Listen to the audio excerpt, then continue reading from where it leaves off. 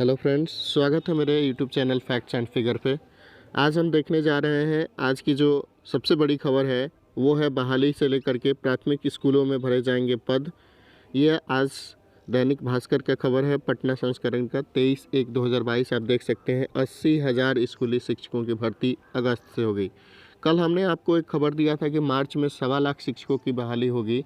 आज ये खबर निकल कर के आ रही है कि अगस्त से 80,000 स्कूली शिक्षकों की बहाली होगी।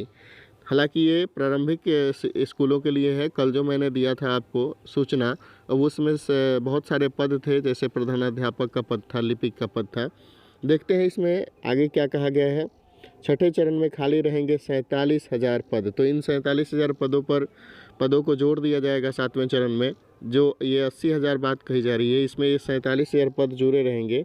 शिक्षा विभाग प्रारंभिक स्कूलों में 7वें चरण के तहत शिक्षकों की बहाली की तैयारी शुरू कर दी है। पिछले दिनों शिक्षा विभाग ने बिहार विद्यालय परीक्षा समिति को पत्र लिखकर 2021 नवंबर में 2019-21 सत्र की डीएलएड परीक्षा का रिजल्ट जल्द जारी करने के लिए कहा है, ताकि ये अभ्यर्थी 7वें चरण की बहाली में शामिल हो सके।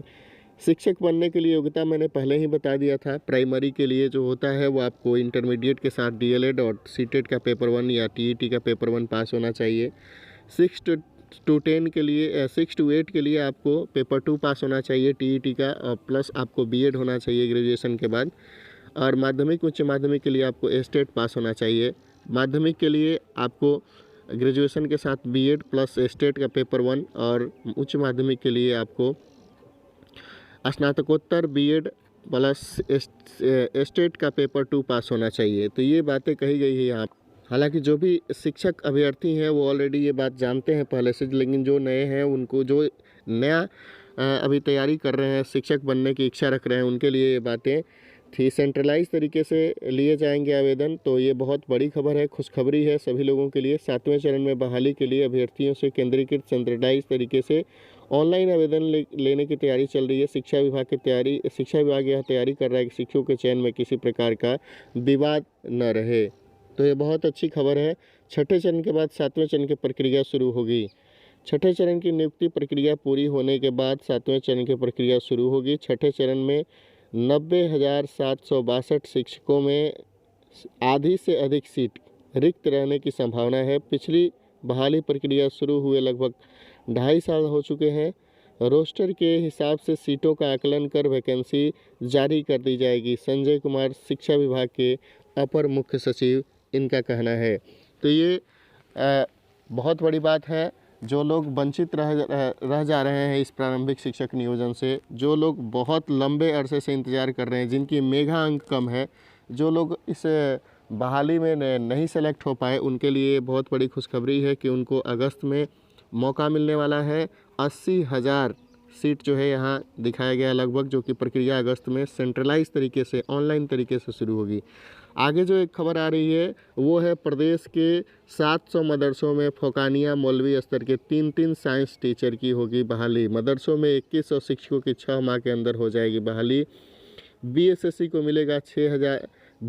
मिलेगा 6,000 मानदेय, एमएससी को 12,000 रुपये का मानदेय मिलेगा। मदरसा कमेटी बहाल करेगी, बोर्ड भेजेगा एक्सपर्ट। बीएड जरूरी नहीं है, लेकिन प्राथमिकता उन्हें दी जाएगी। मदरसा बोर्ड के चेयरमैन अब्दुल कयूम अंसारी ने बताया कि अभ्यर्थी के लिए बीएड जरूरी नहीं है, अगर बीएड होंगे तो उन्हें प्राथमिकता दी जाएगी। उन्होंने कहा कि बहाल होने वाले 2100 टीचरों में जो मानदेय मिलेगा उसमें केंद्र सरकार 60% और राज्य सरकार 40% देगी। तो इस तरीके से ये जो कमेटी बनेगी, यही कमेटी मदरसा विद्यालयों में जो है फोकानिया और मौलवी स्तर के मदरसा टीचरों की बहाली करेगी, जो कि साइंस के होंगे। बीएससी जिन्होंने किया है उनको 6,000 रुपये का मानदेय दिया जाएगा, और एमएससी जो किए हैं उनको 12,000 रुपये का मानदेय दिया जाएगा। बिहार स्टेट मदरसा एजुकेशन बोर्ड के फोकानिया यानी मैट्रिक और मौलवी यानी इंटर स्तर के हर एक मदरसों में 3-3 साइंस टीचर की बहाली करने का विचार रख रही है। जिन मदरसों में सरकार वेतनमान और मानदेय मिलता है उनमें फोकानिया स्तर के 500 और मौलवी स्तर के 200 मदरसे हैं, यानी कुल 700 मदरसों में 2100 साइंस टीचर की बहाली होनी है। इन टीचरों की बहाली 6 माह में पूरी कर ली जाएगी। टीचर में बहाल होने के लिए सामान्य वर्ग के लिए अधिकतम आयु 35 वर्ष और आरक्षित के लिए 38 वर्ष। बीएससी को 6,000 और एमएससी को 12,000 रुपये दिए जाएंगे। तो ये जो खबर थी ये हमारा मदरसा में 2100 शिक्षक जो है उनकी बहाली होने जा रही है, इससे रिलेटेड था। और इसमें हर एक मदरसे में 3-3 साइंस टीचर बहाल किए जाएंगे। तो जो लोग इस तरह का क्वालिफ़िकेशन रखते हैं वो उन लोगों के लिए ये अच्छी खबर है। अगला खबर देखते हैं आज का क्या है। शिक्षा से रिलेटेड प्रखंड शिक्षक नियोजन इकाई काउंसलिंग शांतिपूर्ण रही। तो कल जैसा कि आप जानते हैं शनिवार को प्रखंड शिक्षक नियोजन प्रखंड स्तर पे नियोजन होना था, काउंसलिंग होना था, जिसमें सोशल साइंस सब्जेक्ट का कल काउंसलिंग था। शनिवार से प्रखंड नियोजन इकाई में काउंसलिंग और नियोजन प्रक्रिया प्रारंभ हुई। शिक्षा मंत्री विजय कुमार चौधरी के मुताबिक सभी संबंधित नियोजन इकाइयों में काउंसलिंग शांतिपूर्ण संचालित हो रहा है। 25 जनवरी तक प्रखंड नियोजन इकाइयों में काउंसलिंग चलेगी। इसके बाद अभ्यर्थियों की नियुक्ति के बारे में पूरी जानकारी मिलेगी। वैसे मुख्यालय स्तर पर प्राथमिक शिक्षा निदेशक रवि प्रकाश ने शनिवार को प्रखंड नियोजन इकाइयों की काउंसलिंग प्रक्रिया का अनुश्रवण किया है। कहीं से कोई शिकायत नहीं मिली है। 28 जनवरी को बचे हुए 1200 पंचायत नियोजन इकाइयों में काउंसलिंग पूरी करने के बाद ये प्रक्रिया समाप्त हो जाएगी। और अब तक जो है 460 में से विभिन्न श्रेणियों में 207 शिक्षकों का चयन हो पाया है। पहले दिन 4 अभ्यर्थियों को मिला चयन पत्र। तो ये खबर कल का ही है। जिले में प्रारंभिक शिक्षक नियोजन 2019 के तहत तृतीय चरण की काउंसलिंग शनिवार को शुरू हुई थी, जिसमें 4 अभ्यर्थियों को चयन पत्र दिया गया।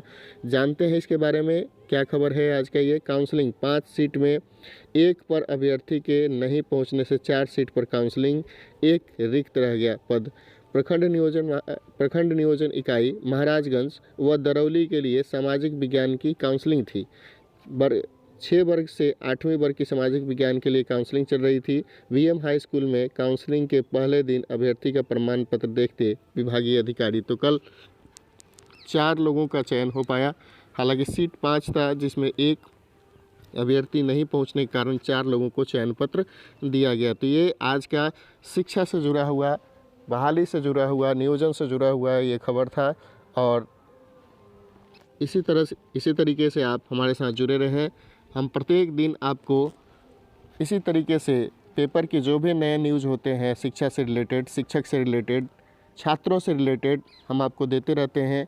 और हमारे इस प्रयास के लिए आपसे मैं ये चाहूँगा कि आप मेरे चैनल को लाइक करें, सब्सक्राइब